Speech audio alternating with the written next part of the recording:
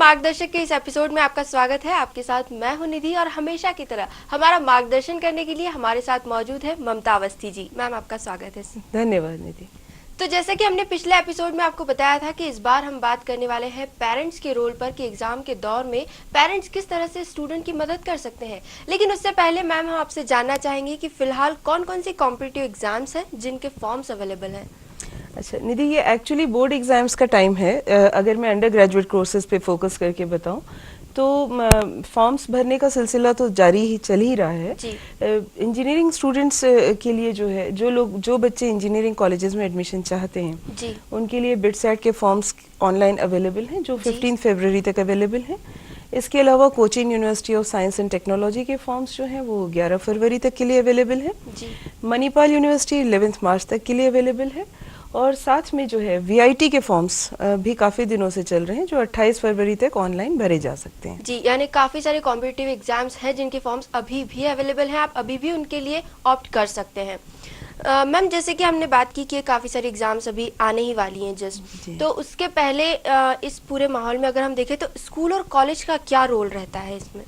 देखिए, वैसे तो एक तरीके से सोचा जाए तो ये एक जनरल धारणा है कि स्कूल और कॉलेजेस का ही मेन रोल है किसी भी बच्चे के एकेडमिक परफॉर्मेंस के लिए रिस्पॉन्सिबल होता है जो। लेकिन मेरा ऐसा मानना है कि स्कूल कॉलेजेस जो हैं वो एकेडमिक परफॉर्मेंस को पॉलिश कर सकते हैं, बच्चे को नॉलेज दे सकते हैं, लेकिन बेसिक रोल जो है एग्जाम्स के समय वो स्कूल कॉलेजेस से कहीं ज़्यादा फैमिली और पेरेंट्स और रिलेटिव्स का होता है, जिससे कि बच्चा एग्जाम में प्रॉपरली परफॉर्म कर सके।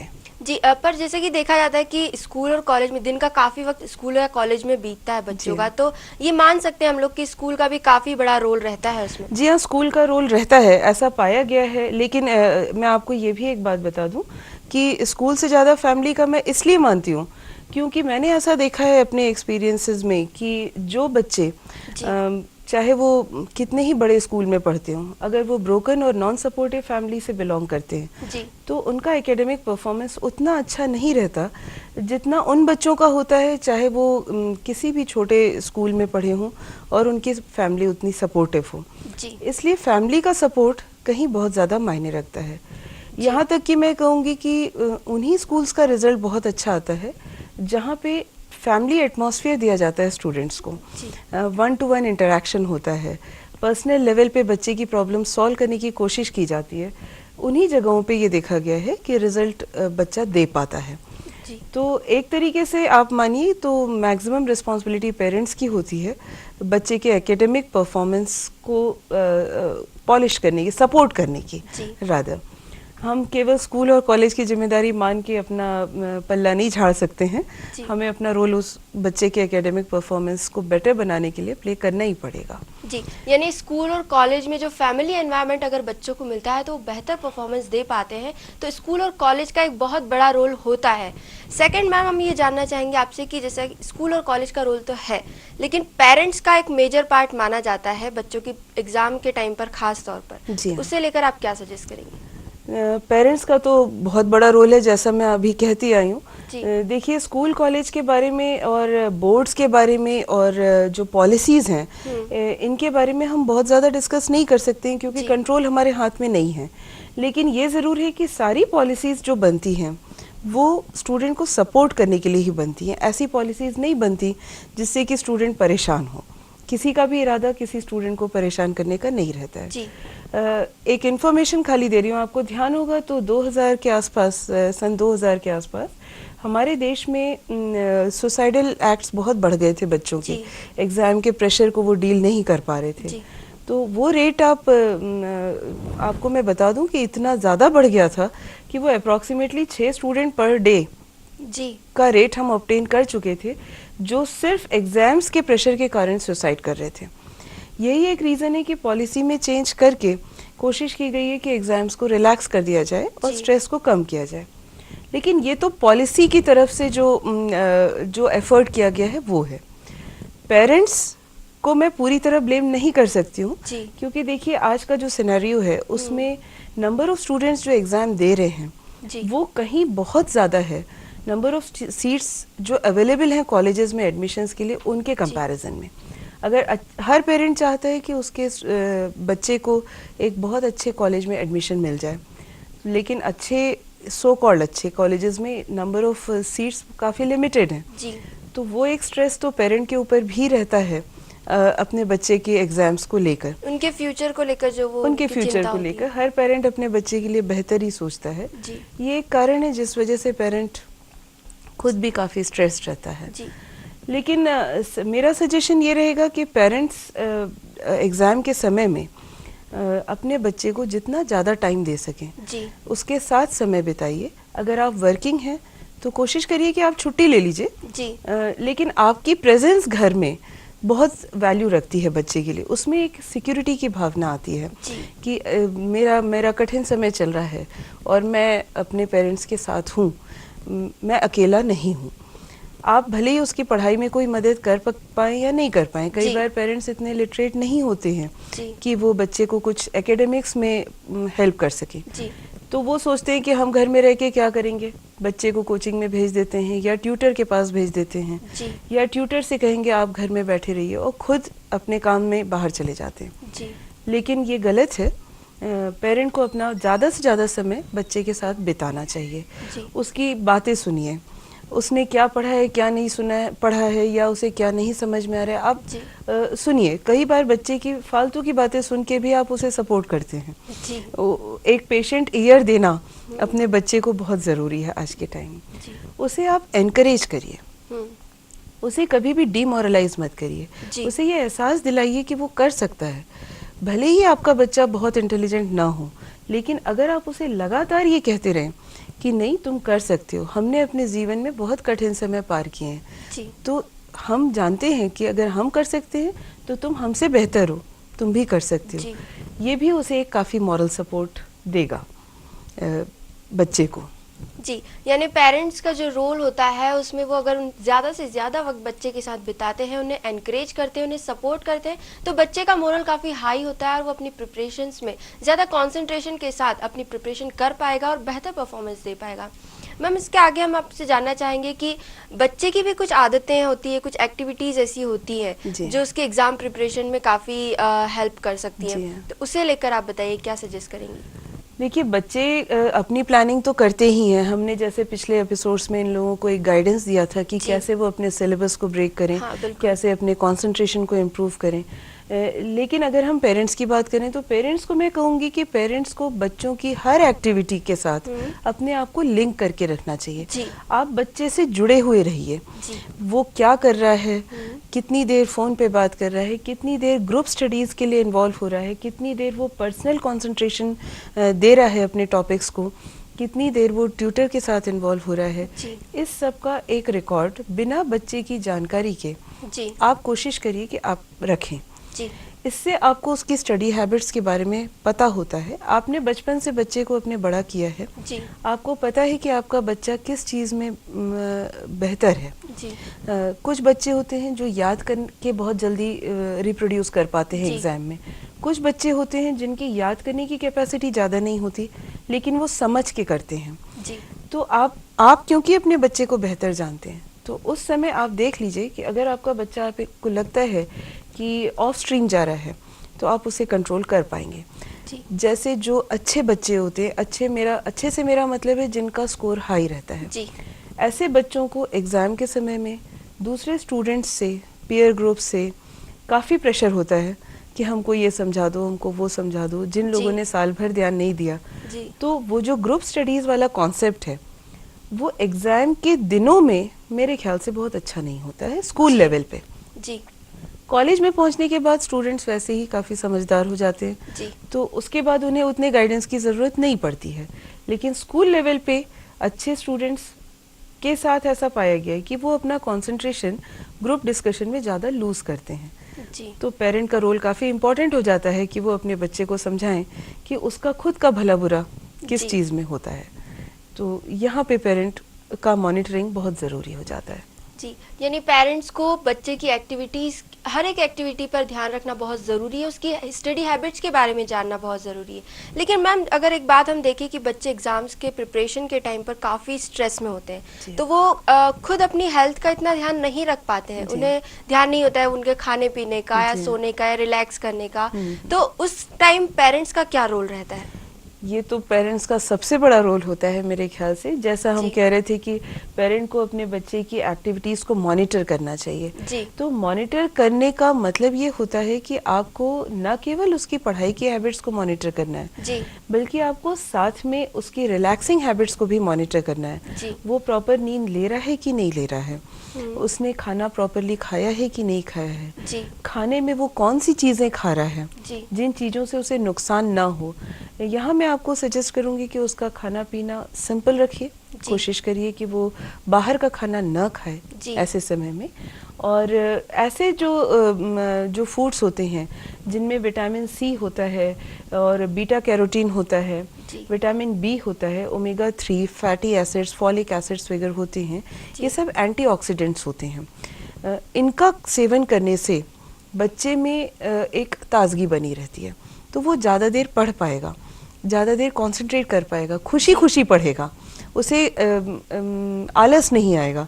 वरना ज़्यादा स्पाइसी फूड खाने से, ज़्यादा नॉनवेज फूड खाने से ऐसे समय में बच्चा जो है वो आलसी होता रहता है, क्योंकि हेवीनेस बढ़ती है बॉडी की, वो समझ नहीं पाता, एसिडिटी बढ़ती है, एसिडिटी बढ़ने से उसे वॉमिटिंग सेंसेशन वगैरह होने लगता है, तो वो सोचता है कि उसे एग्ज़ाम के डर के मारे वॉमिटिंग लग रही है।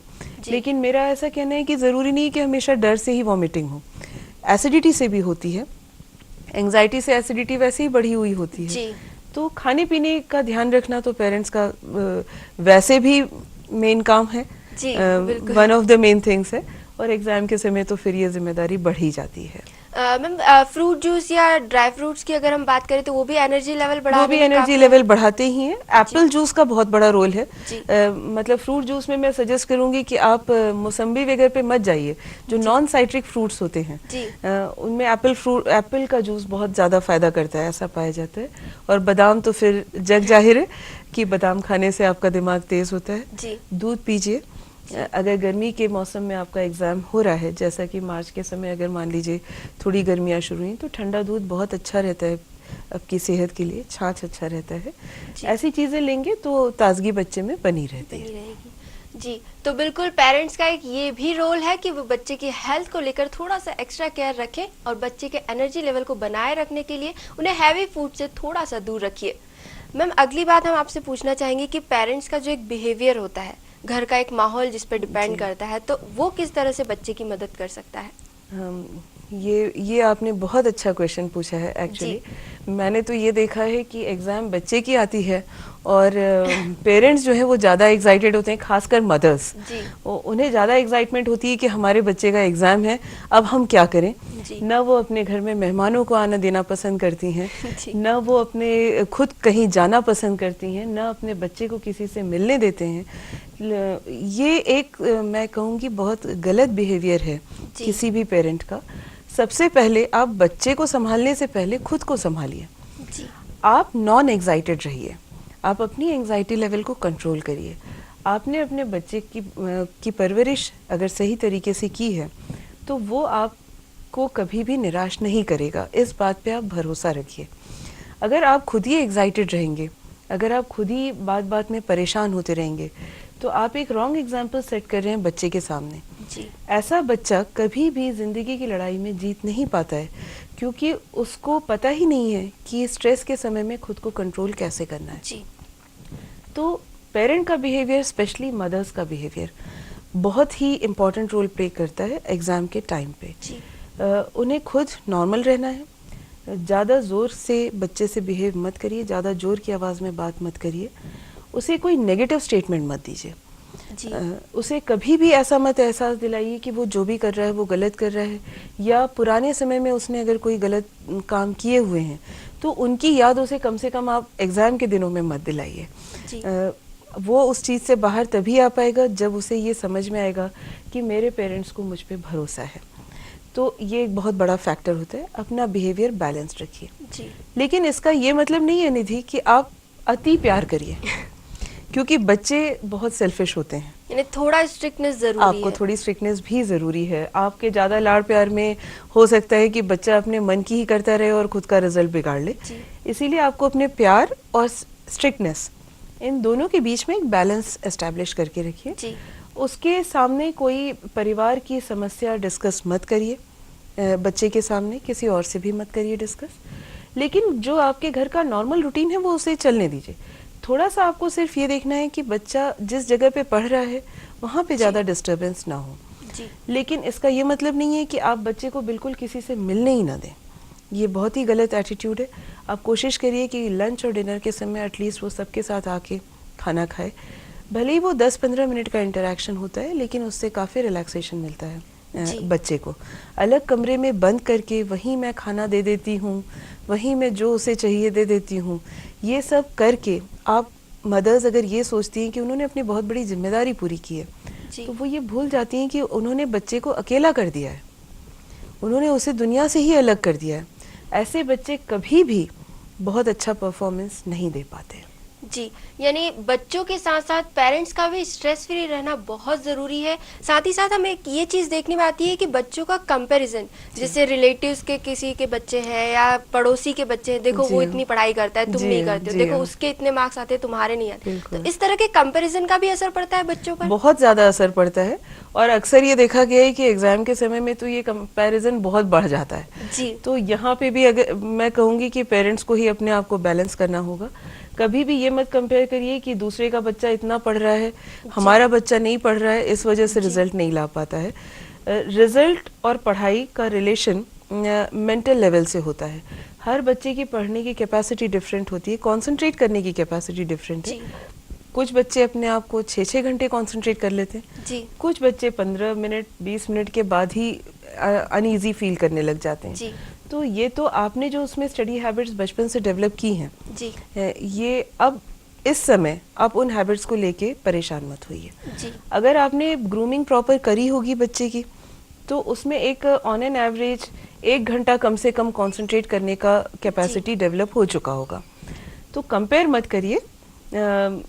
कई बार ऐसा भी देखा गया है कि बच्चे 8-8 घंटे पढ़ते हैं और कुछ स्कोर नहीं कर पाते हैं। जी। तो मेन बात है कंसंट्रेशन। जी। ठीक है, उसे आप ये गाइड करिए कि वो रटे नहीं, याद ना करे, उसका याद करने पे स्ट्रेस कम रहे तो बेहतर है। जी। वो चीज़ को समझ के और फिर उसे रिलेट करके अगर अपने दिमाग में बिठाता है तो कहीं वो बेटर तरीके से रिप्रोड्यूस कर पाएगा एग्जाम के समय में। जी, यानी समझना चीज़ों को ज़्यादा ज़रूरी है बजाय याद करने के। यानी अगर देखा जाए तो नेगेटिव फीडबैक्स या दूसरे बच्चों से कंपैरिजन स्टूडेंट को डीमोरलाइज कर सकता है। तो प्लीज़ पेरेंट्स को इसका काफ़ी ध्यान रखना पड़ेगा कि वो बच्चे का कंपैरिजन ना करे और साथ ही साथ उसे नेगेटिव फीडबैक्स ना दे। मैम, एक बात हम जानना चाहेंगे कि बच्चे और पेरेंट के बीच कोई अंडरस्टैंडिंग एक उस टाइम इम्पोर्टेंट रोल रहता है या नहीं? ये तो लाइफ लॉन्ग रहता है एक्चुअली। बच्चा और पेरेंट के बीच तो हमेशा ही अंडरस्टैंडिंग होनी चाहिए। जी। लेकिन इसमें प्रॉब्लम ये तब आती है जब पेरेंट ये सोचने लगते हैं कि बच्चा हमें समझे। जी। वो ये भूल जाते हैं कि आपने बच्चे को दुनिया में लाया है, आप पहले दुनिया में आए हैं, तो आप पहले बच्चे को समझिए, वो कहीं ज़्यादा ज़रूरी होता है। उसके बिहेवियर को आप बेहतर जानते हैं, आपने ग्रूमिंग की है, इसलिए उस हिसाब से अगर देखा जाए तो पेरेंट को ज़्यादा समझने की ज़रूरत पड़ती है बच्चे को। पेरेंट ही ये बच्चे को समझा सकते हैं कि रटने से कुछ नहीं होगा, उन्हें समझ के और फिर चीज़ को जो है अपने दिमाग में रखना है। याद अगर नहीं हो रहा है तो कोरिलेट करना है। ज़्यादा से ज़्यादा पेरेंट ये कर सकते हैं कि उस समय वो बच्चे को नोट्स बनाने में अगर हेल्प कर सकते हैं तो बहुत अच्छी बात है। पॉइंट वाइज आंसर कैसे लिखते हैं ये सब, हालांकि ये रोल बेसिकली ट्यूटर्स का होता है, लेकिन इसमें भी टीचर्स का मेन रोल है एक्चुअली, लेकिन फिर पेरेंट भी अपना रोल इसमें प्ले कर सकते हैं। एक जो ज़रूरी चीज़ पेरेंट करना चाहिए, जो मेरे हिसाब से एग्ज़ाम क्या हमेशा ही अवॉइड करना चाहिए, वो है पीछे पड़े रहना। ये एक बहुत बुरी बात होती है मम्मी लोगों की खासकर, कि वो बच्चे के पीछे पड़ी रहेंगी कि देखिए आप मेरी फ्रेंड का बेटा ऐसा कर रहा है या उसकी बेटी इतना स्कोर कर रही है, तो उस वजह से बच्चे चिढ़ जाते हैं ज़्यादा, और बजाय खुद पे फोकस करने के वो इस बात पे ज़्यादा फोकस करते हैं कि मम्मी नाराज़ ना हो। तो वो भी आपको एक नैग करना अवॉइड करना पड़ेगा। जी, एक बात मैम अगर रूटीन लाइफ की मैं पूछूं तो ऐसा देखा जाता है कि जो गर्ल्स होती हैं वो थोड़ा ज़्यादा सिंसियर होती हैं और बच्चे जो होते हैं बॉयज़ जो होते हैं वो काफ़ी लाइट मूड के होते हैं, वो एग्जाम्स को भी इवन इतना सिंसियरली नहीं लेते हैं। तो क्या आपको लगता है कि बॉयज़ और गर्ल्स में स्ट्रेस लेवल का डिफरेंस होता है? बॉयज़ और गर्ल्स में स्ट्रेस लेवल का डिफरेंस होता है, बिल्कुल डेफिनेटली। बॉयज़ रिलेटिवली कूल रहते हैं जी। गर्ल्स में भी स्ट्रेस लेवल बढ़ा हुआ रहता है। गर्ल्स थोड़ा सा अपने आप को शुरू से ही मेरे ख्याल से याद करने की तरफ ज़्यादा फोकस रहती हैं। इस वजह से उन्हें एक्चुअली अपने पेरेंट्स के सामने बिहेव करने की बहुत चिंता रहती है बचपन से। वो हमेशा अपने पेरेंट्स के सामने बेहतर दिखना चाहती हैं, बेहतर पोज करती हैं। इस वजह से भी उनमें स्ट्रेस लेवल ज़्यादा हो जाता है, एंग्जाइटी ज़्यादा होती है। लेकिन यहाँ मैं आपको एक बात बता दूँ, जो सर्वे किए गए हैं उनमें ऐसा पाया जाता है कि स्ट्रेस लेवल आजकल बॉयज़ में भी बढ़ने लगा है। उसका शायद एक कारण ये भी माना जाता है कि पेरेंट्स वर्किंग ज़्यादा हो गए हैं, फैमिलीज न्यूक्लियर हो गई हैं, तो पर्सनल अटेंशन बच्चों को उतना नहीं मिल पाता, ये भी एक कारण है। लेकिन इसका एडवर्स इफेक्ट गर्ल्स में देखा गया है। ऐसा पाया गया है कि जिन बच्चों की मदर्स वर्किंग होती हैं वो बच्चे ज़्यादा कॉन्फिडेंट होते हैं, उनमें एंग्जाइटी लेवल रिलेटिवली कम है, क्योंकि शायद वो डे टू डे प्रॉब्लम से डील करते करते इतने पक्के हो चुके होते हैं कि उनकी एंग्जाइटी काफ़ी कंट्रोल्ड हो जाती है, उन्हें आता है अपने आप को संभालना। गर्ल्स में स्पेशली ये पाया गया है। और जो हाउसवाइफ्स होती हैं, जो मदर्स वर्किंग नहीं होती हैं और बिना वर्किंग अगर या तो वो घर में होती हैं या फिर अपनी लाइफ उनकी एक डिफरेंट तरीके से डील की जाती है, वैसी वाली भी जो मदर्स होती हैं उनके बच्चे ज़्यादा स्ट्रेस्ड होते हैं, उनमें एंग्जाइटी लेवल ज़्यादा है। गर्ल्स खासकर उनकी जो डॉटर्स होती हैं वो बहुत ज़्यादा अपने आप को अनकंट्रोल सिचुएशन में पाती हैं एग्ज़ाम के समय में। इसीलिए आपको खुद को भी बिज़ी रखना है, नॉर्मल लाइफ रखनी है घर में, जिससे कि बच्चे को ऐसा ना लगे कि वो कोई अलग काम करने जा रहा है।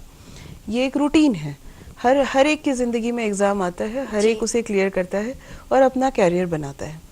बच्चे को आप ये समझा के रखिए कि कैरियर बनाना उसकी लाइफ का सबसे बड़ा एम होना चाहिए।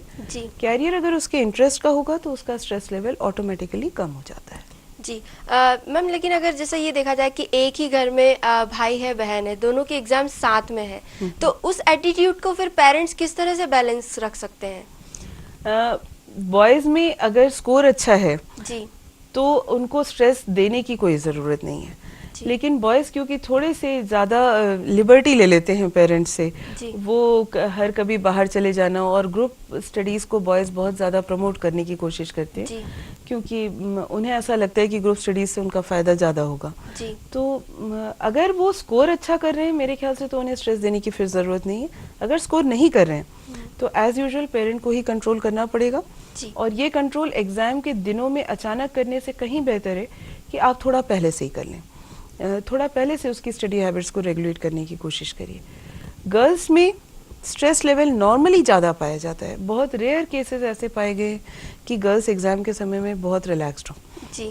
तो आपको गर्ल्स को ज़्यादा रिलैक्स करना पड़ेगा, उन्हें बाहर लेके जाइए थोड़ी देर, उन्हें अपने साथ बिठा के आप बातें करिए, उनसे खाना साथ में खाइए और उन्हें थोड़ा सा ग्रुप डिस्कशन के लिए मोटिवेट करिए।